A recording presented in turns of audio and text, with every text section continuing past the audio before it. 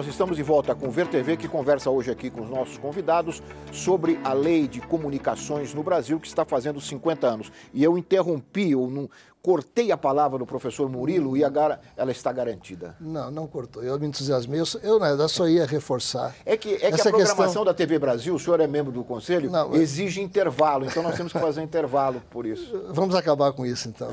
É uma boa ideia. Não, eu só quero reforçar. Essa tese, assim, não é a tese, a necessidade da revisão constitucional é fundamental, só que virou. Se você não consegue fazer o argumento objetivo quando se discute com as autoridades isso, se você não consegue mudar a lei, imagine mudar a Constituição. Realmente há uma dificuldade, mas que é uma questão que tem que ser enfrentada, tem. E aí eu só reforço isso, você ter o prazo de outorga, que é um instrumento administrativo, na mão, na Constituição, isso aí é motivo de chacota. Só para ficar claro para o telespectador, o Vinícius já falou sobre isso, mas às vezes eu vou discutir com estudantes e tal, e pergunto, quem sabe quanto tempo dura uma concessão de rádio e TV no Brasil? Ninguém sabe, porque as pessoas se informam pela televisão, a televisão não conta, que aqui no Brasil é um dos países em que a duração dessas concessões é mais longa, e vocês lembraram bem, está na Constituição. 10 anos para a rádio e 15 anos para a televisão, renovadas quase que automaticamente. São raríssimos os casos de uma concessão que não é renovada. A Roseli ia falar também? Eu queria falar rapidamente sobre essa questão do parlamento. Quer dizer, tudo que tiver que passar pelo parlamento vai ter que passar pelas corporações, porque tem 256 parlamentares que são ligados direta ou indiretamente às concessões públicas, as TVs abertas, as concessões de rádio e também imprensa. Então, enquanto tiver com esse parlamento, não adianta voltar nada por ali. Se quer um marco regulatório, mas é importante que o debate aconteça e é importante capilarizar a sociedade, porque quem pode ter controle sobre o que acontece numa TV aberta? Quem é que vai fiscalizar esses contratos que foram mencionados aqui? Quem vai fiscalizar? Esse Conselho de Comunicação Social que o Valério cita, que ele cita um Conselho de Comunicação Social chamado no passado e que tem muitas das características do Conselho de Comunicação Social que foi chamado agora. Ou seja, nas vagas que representariam os movimentos sociais e as organizações da sociedade civil sempre entram de gaiato no navio representantes que são trabalhadores das organizações das redes privadas, lembrando que são concessões públicas. E a outra coisa que eu queria mencionar aqui é o tratamento desigual. Uma rádio comunitária, ela tem o direito de funcionar, tem um alcance de 1 quilômetro. Imagina uma rádio comunitária no norte do país, onde a concentração, a densidade demográfica, ela tem um território enorme. E uma rádio vai atingir quantas pessoas? O tratamento desigual que se dá no Brasil, as rádios comunitárias, as TVs comunitárias, o sucateamento das TVs universitárias, da grande maioria das TVs universitárias, é o tratamento desigual. Então, a uma concessão de televisão brasileira se oferecem 15 anos, ninguém sabe quanto passa de propaganda, ninguém sabe quanto passa de programação cultural. Aliás, programação cultural são todas as novelas. São consideradas pelas redes de televisão como programação cultural. Eu já vi umas que não dá para dizer que é programação cultural. E todos vocês já viram também. Olha, por Roseli, aí vai. Olha, Quem Roseli, vai fiscalizar? Pois é. Acho que foi o professor Murilo, numa das primeiras intervenções, fez um levantamento de quantos anteprojetos foram elaborados. E nós fomos perguntar ao ministro Paulo Bernardo, que recebeu do ministro Franklin Martins o mais recente desses anteprojetos. Fomos perguntar a ele como ele vê essa lei comemorando, entre aspas, 50 anos. Eu gostaria de colocar a opinião do ministro, o depoimento do ministro e depois ouvir a opinião de vocês. Nós temos trabalhado nessa questão, isso envolve polêmica enorme, muitas vezes o debate tem distorções aí na forma como é colocado. Agora, a verdade é o seguinte, é uma lei de 50 anos, não que uma lei de 50 anos em si seja problema, mas uma lei na área de tecnologia, claro que vai ser, porque nós não tínhamos a televisão como um veículo de massa que é hoje. Em 60... Não tinha rádio FM.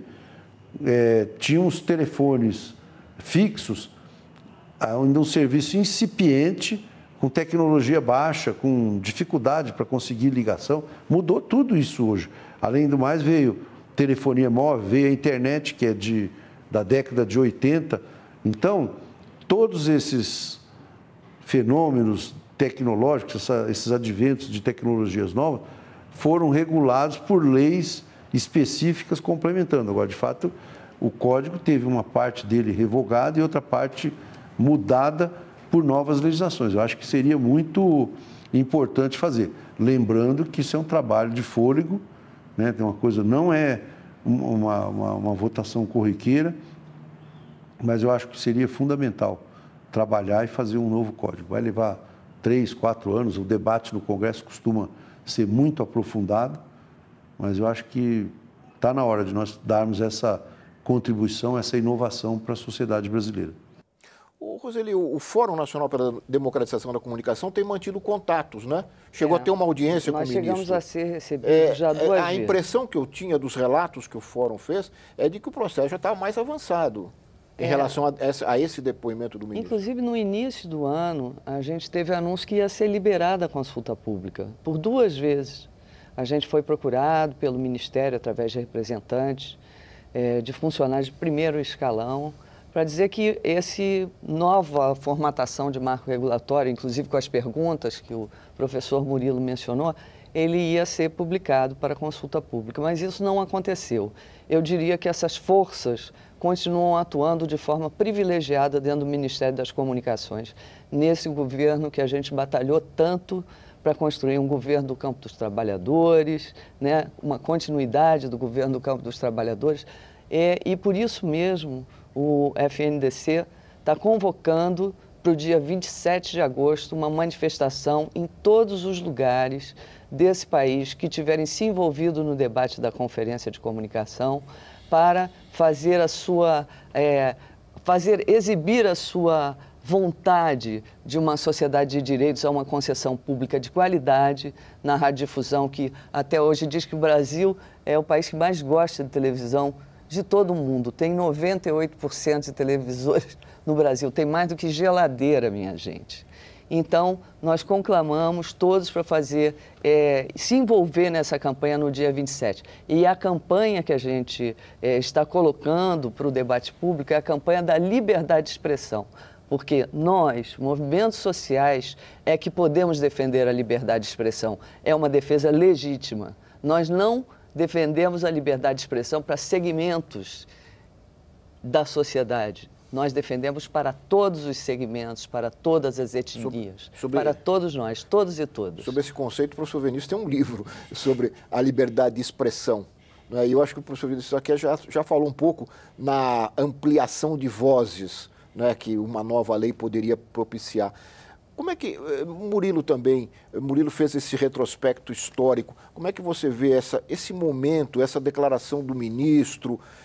Nós estamos caminhando aqui para o final do programa, eu gostaria de ouvi-los também sobre as perspectivas. Parece que há momentos em que a coisa vai andar, depois tem momentos que há um recuo, né? Eu vejo a manifestação do ministro com muito desânimo, porque assim, ele de fato recebeu um anteprojeto. O anteprojeto poderia não estar na forma ideal, mas era um tremendo caminho andado, mobilizou durante 4 meses um elenco grande de técnicos do governo, enfim, e ele recebeu esse anteprojeto de lei. Passou-se um ano e vai passar o segundo e não há mais a mínima condição da consulta pública sair este ano ainda, porque vem a eleição municipal, depois primeiro turno, segundo turno e fim de ano, então esqueça. Seja o que for consultado, não acontecerá esse ano. Com otimismo no início do ano legislativo, no início de 2013. Depois vem 2014 a eleição presidencial. Então, nós estamos o tempo todo sendo atropelados pela inação política, qualquer que seja o governo. Uhum. Então, de um lado, você tem, evidentemente, a pressão empresarial, que é fortíssima. Claro, sempre foi. Aí, a grande questão é saber se os governos vão ou não ter a motivação para enfrentar a situação e transformar em realidade aquilo que ele disse. O diagnóstico dele, isso a gente já fez, todos fazemos isso há muito tempo, movimento social, academia. Esse diagnóstico está pronto, está há décadas pronto. Então, assim, é desanimador. O professor Vinícius, no primeiro bloco do programa, falou disso, né? Quer dizer, as forças que agem no sentido de manter a situação como está. A Roseli, agora há pouco, chamou para uma manifestação, convidou para uma manifestação de outras forças, né, as forças contrárias. Como é que é possível? As coisas também, me parece, essa é a minha opinião, gostaria de ouvi-los. Se nós formos pensar 10 anos atrás, 15, não haviam essas forças que tentam, de alguma forma, contrabalançar esse poder. Há esse movimento da sociedade. Esse movimento da sociedade pode ter alguma influência positiva nesse debate? Deixa eu Fique à vontade. pegar uma carona aqui na fala do ministro. Fique à vontade. Acho que seria interessante um exercício que eu não fiz, mas que me deu vontade de fazer agora, pegar declarações do ministro desde que ele assumiu o ministério. Porque ele tem falado coisas diferentes ao longo do tempo. A fala dele agora dá a impressão de que algumas das falas anteriores, enfim, a fala dele agora é diferente de outras falas, né? E uma coisa interessante é que 1 ano e meio depois de ter assumido o ministério, ele fala como se fosse um assunto que estivesse sendo iniciado agora, que precisa ser discutido, que não é de uma hora para outra, vai demorar 3 a 4 anos. Como o professor Murilo falou, alguns de nós estão envolvidos nisso há décadas, né? Quer dizer, a questão de um marco regulatório não está começando agora, ela começou décadas atrás. E o ministro, ele não pode fazer de conta que está pegando um ministério que existe agora. O Ministério das Comunicações existe desde 67. A questão de um marco regulatório era a questão no início do governo Fernando Henrique, por exemplo. E antes mesmo, como o professor Murilo lembrou, era antes da TV a cabo, né? Houve uma proposta que veio, de fato, esqueci o nome do professor agora. Romero Simon. Do Romero Simon, lá do Rio Grande do Sul? Do Rio Grande do Sul. Da época que o Daniel Herz era um rapazinho ainda. Trabalhava com ele, houve uma audiência aqui na Câmara, né, na época que Humberto Lucena era presidente da Comissão de Comunicações, eu me lembro disso, né? Então, esse assunto é um assunto antigo, ele não está começando agora. E tem um acúmulo, né? Agora, com relação à sua outra pergunta... Por favor. Eu acho que sim. Eu, algum tempo atrás, escrevi um pequeno texto falando que, no Brasil, mudanças nessa área virão das ruas, né? Quer dizer, eu acho, até com uma experiência, para mim, muito frustrante aqui no próprio Distrito Federal, né?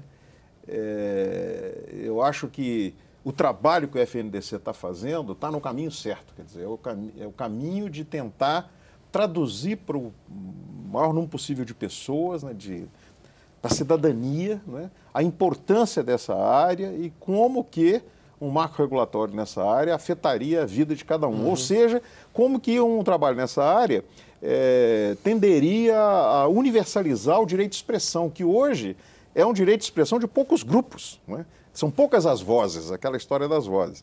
Então, eu acho sim que é fundamental e que tem importância. Só que esse sim é um trabalho que ainda está, no início, até porque as forças desse campo, do campo popular que tem lutado por essas transformações, ela não tem acesso ao debate público que é mais ou menos monopolizado, né, por esses grandes grupos, que é uma contradição, uma dificuldade, uma barreira, né? Mas eu acho que é por aí. Sem dúvida, é uma luta bastante desigual, mas ela é diferente talvez de 10 ou 15 anos atrás. Né? Já caminhamos, né? A fala do professor Vinícius me diz, quando a gente é chamado para falar numa rede dessas grandes redes de televisão que tem alcance nacional, grande audiência, a gente é chamado para falar sobre a novela, se o personagem é isso ou é aquilo. Mas não é chamado para fazer um debate sobre a comunicação que a gente quer no nosso país. Nunca a gente é chamado, porque eles não querem esse debate. E eu acho também que a gente tem que pensar seriamente em que parlamento a gente elege. E se a gente elege esse tipo de parlamento com 256 parlamentares ligados às concessões públicas, porque o povo não sabe quem ele está elegendo. porque os debates não são abertos, as situações são ocultadas e a gente precisa fazer realmente legitimar essa democracia. Eu acho que esse é o grande avanço que a gente vai ter nos próximos anos. E assim como a Argentina colocou os 15 ou 20 mil pessoas na rua para pedir a lei de meios, e houve uma pressão lá também, a gente vai conseguir isso aqui, eu tenho certeza. Professor Murilo, as coisas mudaram? Há um campo popular, como mencionou o professor Vinícius, mais forte agora? Claro que distante da força do outro, mas... Veja, eu estou lembrado aqui da primeira Confecom. A Confecom mobilizou 1.600 delegados entre empresariado e sociedade e concluiu com um caderno de propostas, muitas delas excelentes, a grande maioria excelentes, e isso resultou de uma mobilização que, no meu entendimento, ela foi a primeira desde a Constituinte. Só que a da Constituinte, o professor Vinícius e eu, né, estivemos juntos lá naquele momento, era uma mobilização de experts, ou dos sindicais, ou de movimentos populares, ou academia. A Confecom, eu fui a vários debates, era impressionante, havia uma energia posta ali. Essa demora em levar isso para adiante está fazendo toda a mobilização da Confecom, quer dizer, essa disputa popular que houve naquele momento ali, se perdeu um pouco, entende? Eu acho que o FNDC tenta recuperar com a campanha agora. Então, assim, claro que você tem que acreditar de que se a mudança vier, ela tem que vir da base da sociedade, tem que vir dos movimentos sociais, movimentos populares, é a única maneira, porque o governo não vai fazer, se ele não for muito pressionado para tanto, né? Então, é a saída que nos resta, eu acredito. Muito bem, professor Murilo, Roseli, professor Vinícius, muito obrigado pela presença, pelos esclarecimentos. Eu acho que essa nossa conversa aqui ajudou um pouco a esclarecer a relação que eu acho que é a mais importante entre o cotidiano das pessoas e a legislação que rege o rádio e a televisão no Brasil. Agradeço mais uma vez a vocês, agradeço também a você que nos acompanhou de casa, lembrando sempre que todos podem enviar críticas, sugestões e comentários para o nosso endereço eletrônico vertv@tvbrasil.org.br ou nos acompanhando pelo Twitter, @programa VerTV, ou ainda nos telefonando de segunda a sexta para o 0800 619 619. Nós vamos terminar com mais uma homenagem ao professor Valério Britos. Muito obrigado e até semana que vem com mais um VerTV, um programa para quem gosta de televisão. Até lá!